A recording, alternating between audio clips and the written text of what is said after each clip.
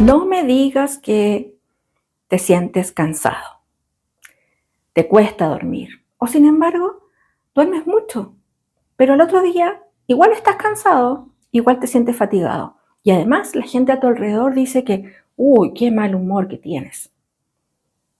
Estos síntomas no son al azar, esto representa un cuadro de estrés. Bienvenidos a Ciclo Vital, el podcast de salud donde puedes seguir y escuchar la voz de los expertos. Mi nombre es Evelyn González, periodista, creadora de este espacio. Bienvenidos. Sí, en el 2024 Laborum.com hizo una encuesta a nivel nacional y arrojó que el 89% de la población chilena presenta estrés. Una cifra importante. Por eso, en Ciclo Vital hemos invitado a la doctora Madeleine Monroy. Ella es médico psiquiatra y nos va a contar sobre este tema, sobre el estrés. Doctora, ¿nos podría contar cuántos tipos de estrés existen? Si es que existen algunos tipos o es el mismo. Bueno, mira, antes de hablar de los tipos de estrés, sería bueno definir en verdad que el estrés en sí no es algo negativo, ¿ya? Es una respuesta natural del cuerpo ante las distintas demandas del entorno. Lo problemático en sí es cuando esto ya se vuelve crónico y se desregula. Entonces, en ese sentido, tenemos tres tipos principales de estrés, como para hablar, que primero está el estrés agudo, que es una respuesta breve, puntual, aparece frente a una situación que es específica, que la percibimos como amenazante, como desafiante, como nueva. Por ejemplo, una entrevista, un examen, una discusión, por ejemplo, un conflicto. Entonces, en su justa medida, esa respuesta puede ser bastante buena porque ese estrés agudo nos ayuda a prepararnos ante ella, a anticiparnos y a poder contestar de la mejor manera posible, ¿ya? El segundo tipo es el estrés agudo episódico, o sea, es este mismo estrés agudo, pero que se va repitiendo más constantemente en el tiempo. Y eso puede darse en personas que de por sí viven en un estado de alerta continuo, ya sea por múltiples demandas que hay en el entorno, del día a día que no se han podido resolver, ¿ya? Y cuando este tipo de estrés agudo episódico empieza a ser cada vez más presente, más frecuente en el tiempo a largo plazo, ya se puede generar lo que es el estrés crónico, que sería ya el tercer tipo de estrés y es que es el más dañino en verdad, y el que ocurre cuando estamos ya de forma prolongada a situaciones estresantes sin un descanso. Y cuando no contamos tampoco con los recursos personales adecuados para poder afrontarlo. Entonces, acá el cuerpo lo que pasa es que se mantiene como un estado de hiperalerta constante, incluso cuando ya esta situación adversa ya ha pasado. Es como que el estado se mantiene persistentemente activado.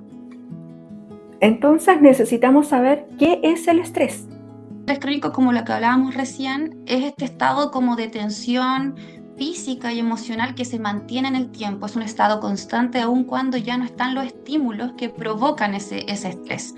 Entonces el organismo, en verdad nuestro cuerpo no vuelve a un estado basal, se mantiene en alerta y eso a largo plazo va teniendo distintas consecuencias en nuestro cuerpo, biológico, inmunológico, cardiovascular, digestivo.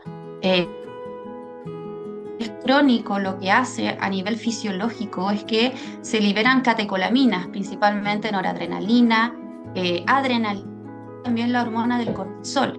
Y cuando esto se mantiene constante de nivel crónico, ya eso genera un estado de intoxicación en el cuerpo. Y esa intoxicación abarca todos los sistemas prácticamente de órganos que tenemos y también nuestra salud mental.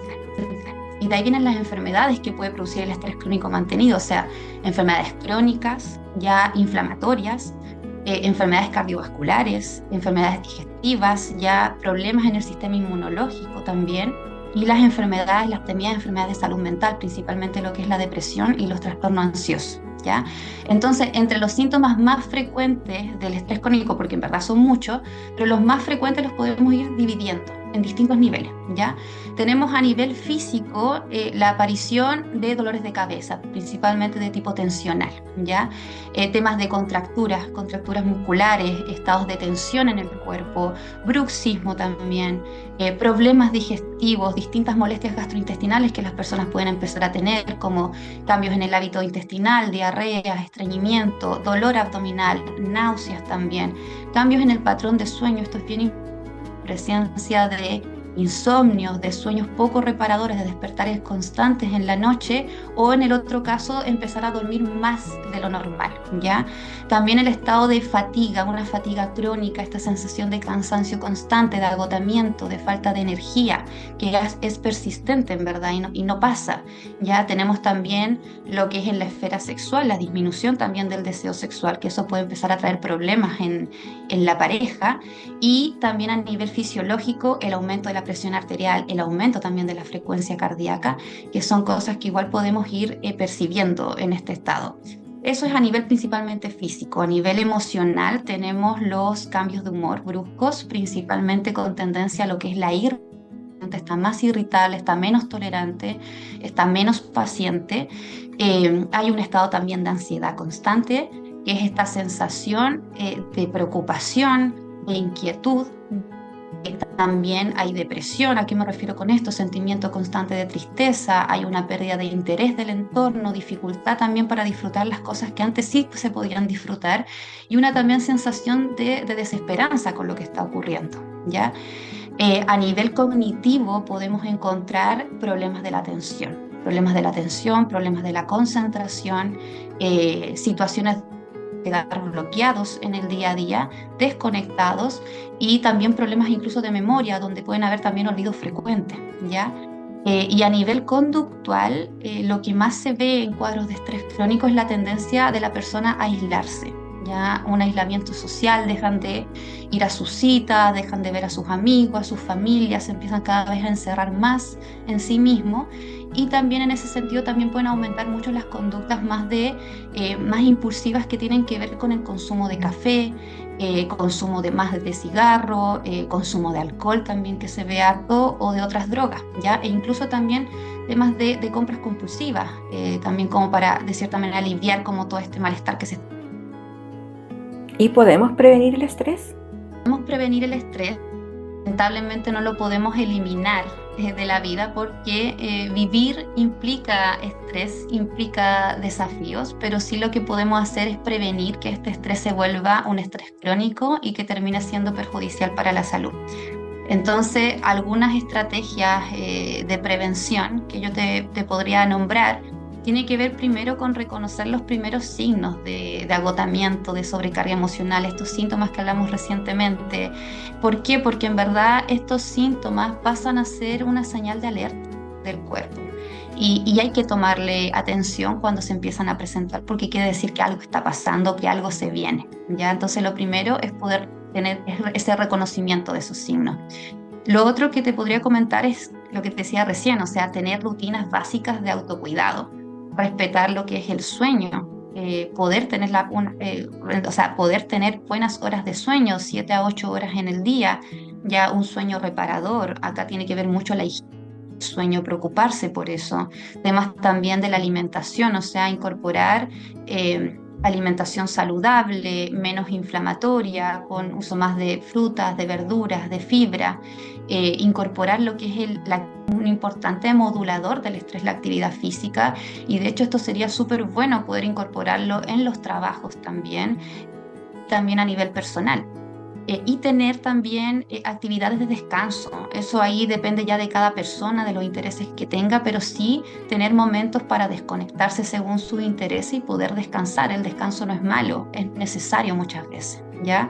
Ahora, otras cosas pueden ser desarrollar también habilidades emocionales, y aquí influye mucho lo que es la psicoterapia, o sea, poder ir aprendiendo cómo ir poniendo quizás ciertos límites en personajes que les cuesta más, cómo saber pedir ayuda de forma efectiva, cómo poder tolerar mejor la incertidumbre, y también quizás empezar a cambiar ciertas creencias internas que podemos tener en relación al estrés, en relación al descanso. O sea, este tema que yo les decía antes, o sea, el tema de la productividad constante, de que tengo que poder con todo, tengo que dejar dejar todo hoy día listo. Si descanso, en verdad es como que lo veo como si soy flojo, soy un mediocre. Creo que esas son creencias de repente que hay que ir a trabajar en un espacio seguro como es la psicoterapia. Y ahora lo otro también tiene que ver mucho con fomentar relaciones sanas, ya, o sea, sentirnos acompañados protege mucho frente al estrés, tener una buena red de apoyo, porque vemos que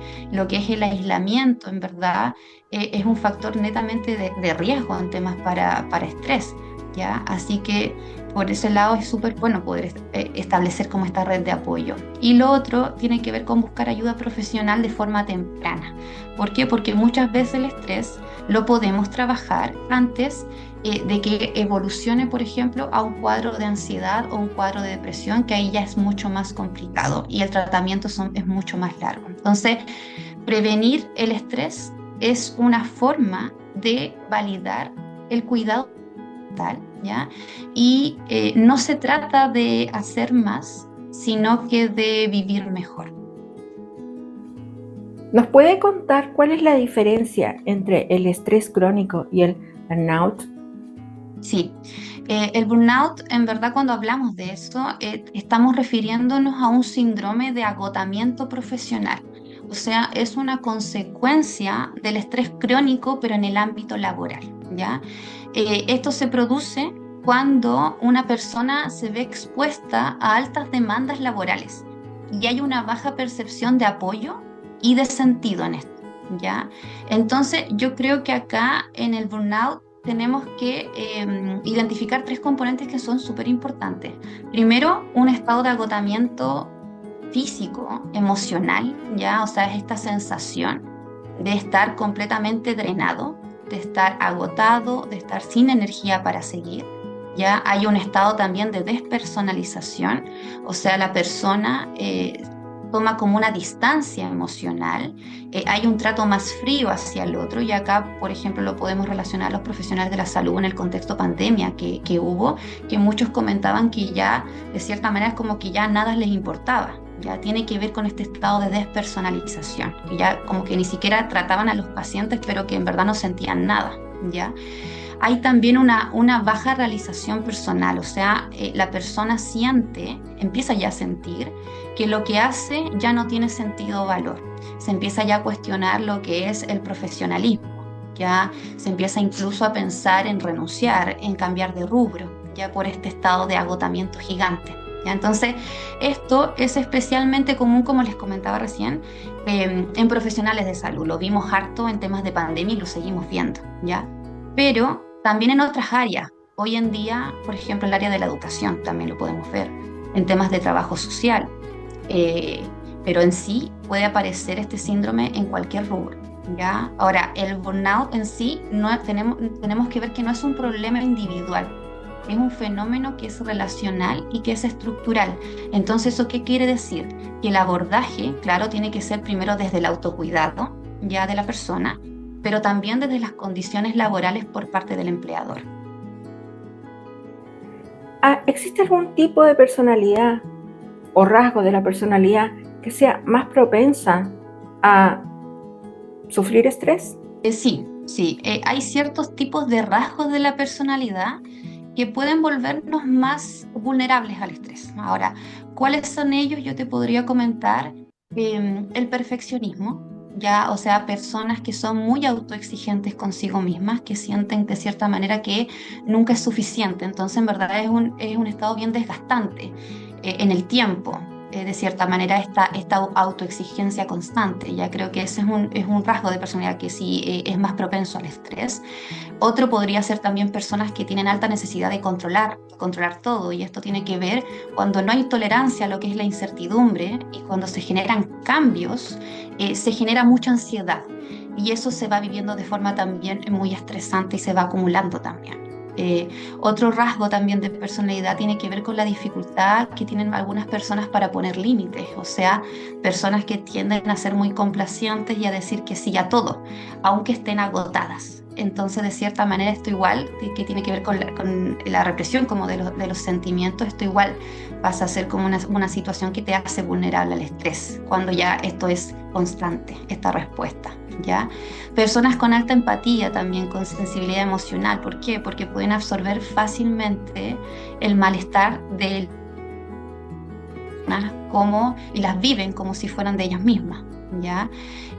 Y personalidades tipo A que se llaman, que tienen que ver más con personalidades que están orientadas al logro, que son más competitivas, que son impacientes, que funcionan a gran velocidad y tiene que ver con esta productividad que hablábamos anteriormente. Entonces, como que no hay un descanso en estas personas. Y ahora, sin embargo, es importante comentar que estos son rasgos de personalidad que no tenemos que patologizar, ¿ya? O sea, la personalidad en sí puede ser un factor más que me haga vulnerable al estrés, pero el entorno también juega un rol súper importante.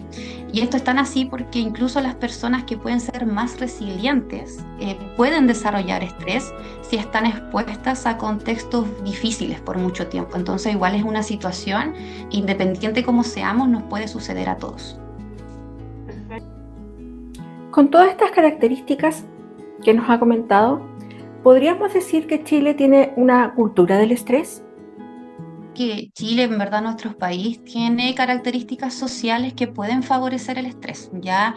Yo creo que dentro de ellas, las altas exigencias laborales, ¿ya? O sea, las extensas jornadas de trabajo, que lo que hacen, ¿verdad?, es que haya poco tiempo para la vida personal y o sea, ahí hay un desbalance en las áreas de la vida, donde las personas en verdad van del trabajo a la casa y la casa al trabajo, y no hay otras instancias como para poder desconectarse o para poder conectar con la familia, con sí mismo, ¿ya? Y en ese sentido también creo que tiene que ver mucho a nivel social, con una cultura del rendimiento, o sea, donde se valora más lo que es la productividad que el bienestar. Se normaliza mucho lo que es el estar ocupado todo el día como algo positivo y se le da como baja valoración a lo que es el descanso, ¿ya? Otro factor también que creo que influye tiene que ver con temas como socioeconómicos y laborales también. ¿En qué sentido? En que mucha población en nuestro país trabaja en condiciones más inestables, quizás sin contrato, con sueldos más bajos, donde lo que es el desempleo, el endeudamiento son preocupaciones constantes, y esto va generando como un estado también de alerta en el tiempo, ¿ya? Otro factor que yo creo que puede influir en esto tiene que ver con la poca educación emocional que existe, si bien yo creo que eso ha mejorado con el tiempo, pero aún existe, que tiene que ver con que hay una dificultad para ir reconociendo y expresando las emociones. Entonces, esto hace que el estrés se vaya acumulando y se vaya transformando en síntomas físicos, porque de cierta manera se va reprimiendo todo lo que se siente, se pasa como estar en un modo como de piloto automático, dificultad en poder expresar o poder pedir ayuda en ese sentido. Y en eso también tiene que ver el acceso limitado a la salud mental, que puede ser también otro factor, que si bien también ha ido mejorando, pero sigue existiendo brecha importante en lo que es el acceso oportuno y de calidad en temas de salud mental, lo que principalmente yo creo que se da en regiones y en zonas rurales. Entonces, al final, todas estas condiciones lo que hacen es configurar un ambiente, un entorno que vive con estrés constante y que lo normaliza, ya cuando en realidad estamos cargando más de lo que el cuerpo y la mente puede sostener a largo plazo.